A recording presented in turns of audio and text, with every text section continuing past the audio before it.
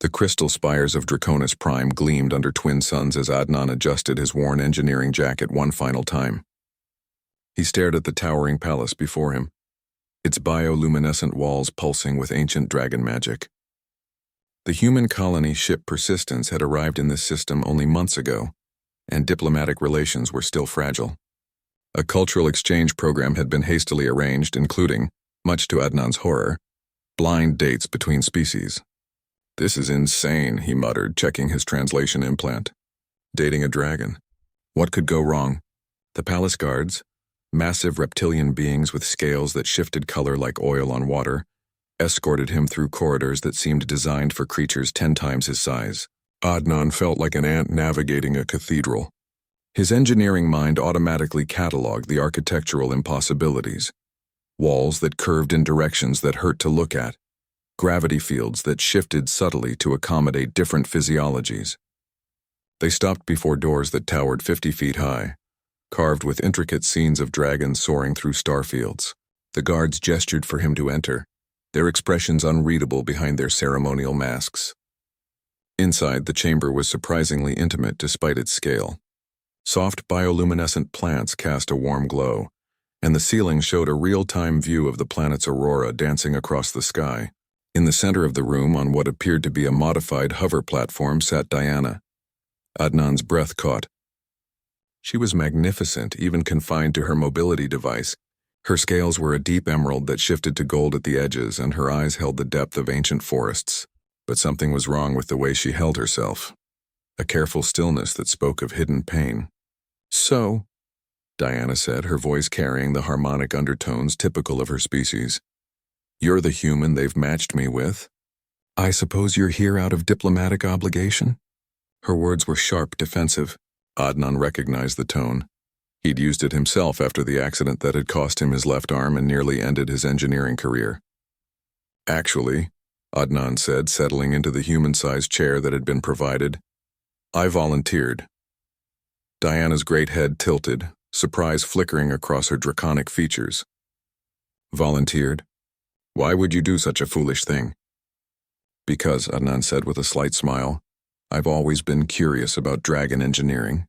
Your people built starships before my species discovered fire. I figured even a disaster of a date might be educational." A sound rumbled from Diana's throat. Laughter, he realized. "Educational. Yes, I suppose watching a queen struggle to pour tea without the use of her legs would be quite the learning experience." The bitterness in her voice was unmistakable now.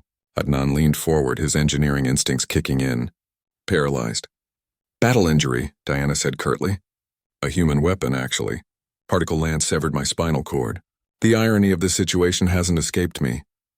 The silence stretched between them, heavy with implication. Adnan could have made excuses, could have retreated into diplomatic niceties. Instead, he rolled up his sleeve, revealing the sophisticated prosthetic that replaced his left arm.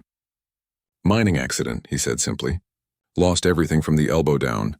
Took me 2 years to accept that I wasn't broken, just different."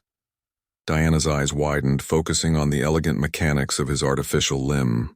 "That's beautiful work. The neural interface integration is seamless." "I designed it myself," Adnan said. "Took 3 prototypes before I got the feedback loops right. The phantom pain was the worst part." "You still feel your missing hand?" "Sometimes. But I've learned that pain doesn't define capability."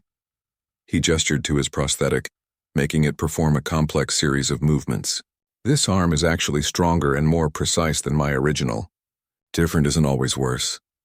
Diana was quiet for a long moment, studying him with new intensity. "You're not what I expected from a human." "What did you expect?" "Pity, fear, awkwardness," she managed a bitter smile. "What I get from my own people now." Adnan nodded, understanding. "The worst part isn't the injury itself. It's how everyone suddenly forgets you're still you." "Exactly." Diana's voice carried a note of excitement he hadn't heard before. "I've ruled this sector for 2 centuries, commanded fleets, negotiated trade agreements that span star systems. But now all anyone sees is the chair." "Well," Adnan said, pulling out a small tablet, "I see an engineering problem that needs solving." He showed her the screen, which displayed a rough schematic he'd been sketching while they talked. "Your hover platform is functional but inelegant. It's designed like medical equipment, sterile, limiting. What if we redesigned it as a command throne? Something that enhances rather than accommodates? Diana leaned closer, her interest clearly piqued. You're suggesting modifications? I'm suggesting revolution, Adnan grinned. Imagine a platform with integrated holographic interfaces, direct neural connection to your planetary networks, maybe even flight capability. You wouldn't just be mobile, you'd be more powerful than ever.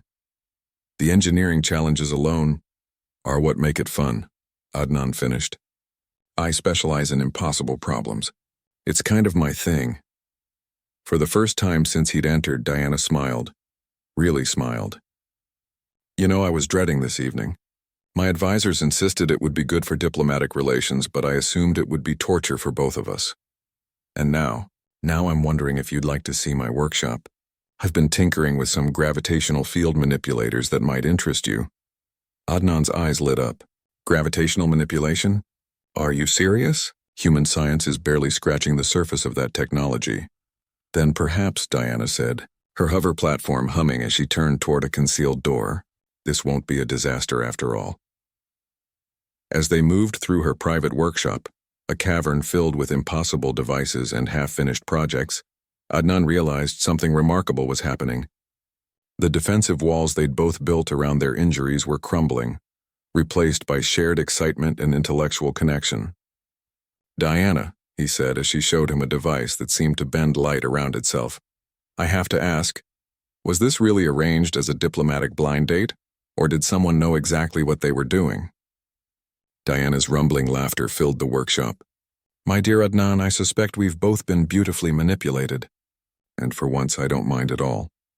Outside the Crystal Palace, twin suns set over Draconis Prime, and two brilliant minds began planning a future that neither had expected, but both suddenly couldn't imagine living without.